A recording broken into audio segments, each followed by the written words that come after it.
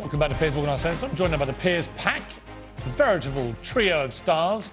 Royal editor of Vanity Fair, Katie Nicholl, playwright and political author Bonnie Greer, and Talk TV contributor Esther Krakue. Well, welcome to all of you. Esther, when you hear someone like Hassan Akkad, who came from Syria, nearly got killed in Syria for expressing his right to free speech and protesting, and then finally comes here and then goes and works on a COVID ward as a cleaner to give back to his country. I mean, it takes a pretty hard heart to say people like him should be, if they get here, shipped off to Rwanda, isn't it?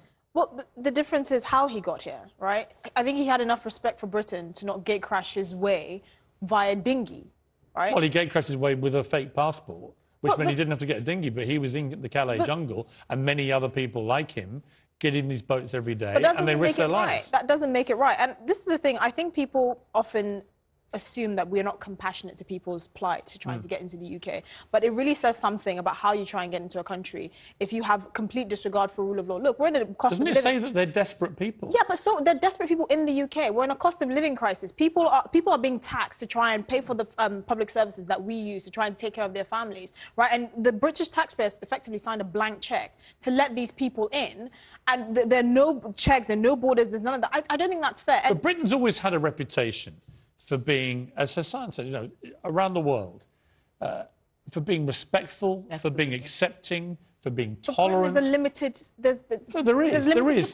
is, and there are no doubt there are some people, I'm sure, who scam the system. But there's also no doubt that the majority of these people are fleeing war-torn countries. And we used to feel a moral duty to take people in. Now we feel that the only duty we have is put them on a very expensive plane, making no commercial sense, and fly them 8 hours and thousands of miles to Rwanda. And I think most people in Britain feel really uncomfortable about this. No, I'm sorry. I don't agree with this idea that we're effectively shirking our responsibility. Britain has always been a very generous country, but we're also a country that has limited space, and there's only so many things we can do. What about genuine asylum seekers, genuine refugees that go through a legal process to try and come to the UK? And we realize that we were out of budget because we're having to, you know, put these people in hotels that have effectively come here via dinghies from France. They're not exactly escaping a war-torn country. They're coming from France. It doesn't mean they're not escaping war-torn countries. Exactly. No, but they are. They just happen to have got to France and want to come to the UK. If you're a genuine asylum seeker, you go to the first safe country that you arrive in. What is wrong with France? Nothing, but what if they want to come to Britain? Well, you don't get a choice. You say we're not absolving... OK, well, Bonnie, I mean, the argument we're not absolving our responsibility and they should all stay in France, or we send them to Rwanda. I don't hear much from that side of the argument saying, actually, we should take a lot of these people in because they come from countries which, in some cases, we have bombed. Well, you know, quick things. I mean, there's a lot to say, but quickly, a lot of people, young people, learn English. That's their language. That's language of business. It is the international language. So they got no business in France because they're not going to be able to speak the language. OK, that's number one. Number two, one CEO said to me, a guy who makes his way across a desert, gets on a boat, a raggedy boat, makes it across the Mediterranean, gets across France and gets here. I might want to interview him for a job. Well, like his son. This is an enterprising dude. And the third thing is, and I think it's quite shocking, what's not taught in this country is that everyone in this country is either an immigrant or descended from an immigrant. So, therefore, there should be basic understanding of immigration and a basic tolerance of immigration. I agree. But you know, we have to deal with, you know, with the country. I mean, I would say, look, you have to control your border. Of course you do. I mean, that's a national thing. You have to have a regulated immigration system. But there's a myth in this country that this country is somehow not an immigrant country. This is an immigrant country. And not only that, is that, as you said, in World War II, right before World War II, if it wasn't for Britain, there'd be a lot of British people here who would have been in gas chambers if Britain hadn't taken them in. But the thing is, what you don't understand is, for every migrant that actually successfully makes it onto a boat, that successfully makes it across the Mediterranean and across the Channel, there are tens of thousands of black Africans that are enslaved in parts of the North Africa and Middle East that don't make it across there. It's not just about these individuals. Is that the reason? No, is that your reason? No, but hold on. It's not just about the individuals that you see that make it across the dinghies. It's the actual economy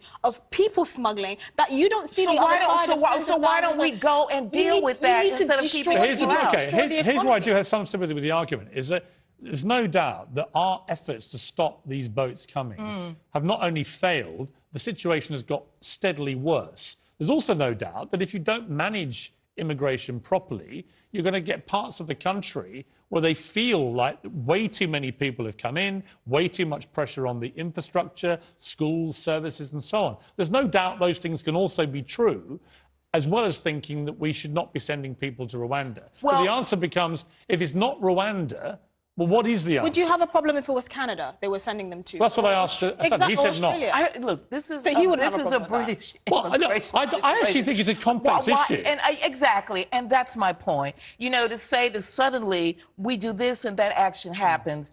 We didn't have a chance as a body politic to even ask why this particular country. We didn't have a chance. Even the Tory party is saying it is immoral to actually export our immigration situation. I mean, I get told, for country. example, that it's, you know, Rwanda, terrible place, blah, blah, blah. And then I remember that my football team, Arsenal, the shirt sponsors are Visit Rwanda.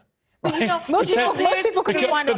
Because the president of Rwanda is a big Arsenal fan. But you know, it's not. And they pay £10 million a year to sponsor our shirts. It's not about Rwanda. It's about the country exporting its situation to another country to be. It's not stopping anything. We're migrant species. We'll have to wait and see. All right, we're let me going bring to in. move. I want to bring Kate on a different part of this. Prince Charles ignited a firestorm when reported comments he'd made saying he found this policy appalling were leaked to the media. There's been no denial from the palace, which I think always means it's probably true, but it's not been on the record, obviously. But assuming that it is true, I suppose my question would be, we don't know if he wanted it out there or not, maybe he did, but should Prince Charles be getting into any of these territories right now, given that he is likely to be king sooner rather than later? And once you're monarch, as his mother has shown for 70 years, you can't be political, because the moment you are, you're going to alienate large swathes of your own people. Well, I think two things. One, we see how divisive this issue is just with two of your panel this evening, right? So for me... And feelings do run strong about this on both sides. This is a very... I know lots of people who feel the same way that Esther does. inflammatory subject. So for the future king to be wading in, however that may be, and you're right, we don't know the context, but there hasn't been a denial, is quite a divisive thing to say. We don't expect that of a member of our royal family. We don't expect, as a future king, for Charles to be political in any way. Now, we know that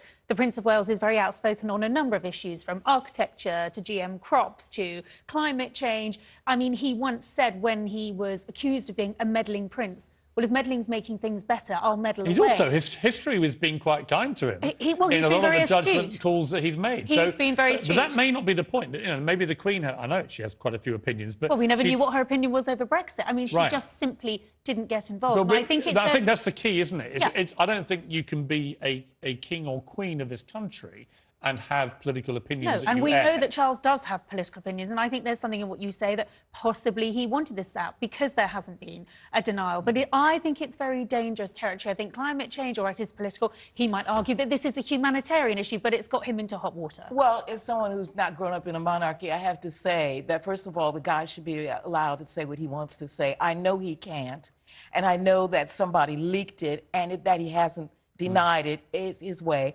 This will be his kingship. He's getting us ready for the way he's going to be. Well, maybe. But he won't be able to intervene with the government legislation. Well, no, he won't. But he's made his opinion. And I think younger people will say, yeah, he should be able to say what he wants to say. I certainly, my every instinct would be free speech. He should be entitled to his opinions. Yeah, I don't want him to not have opinions. The issue becomes, should a monarch be able to express political opinions? Well, should you have a monarchy?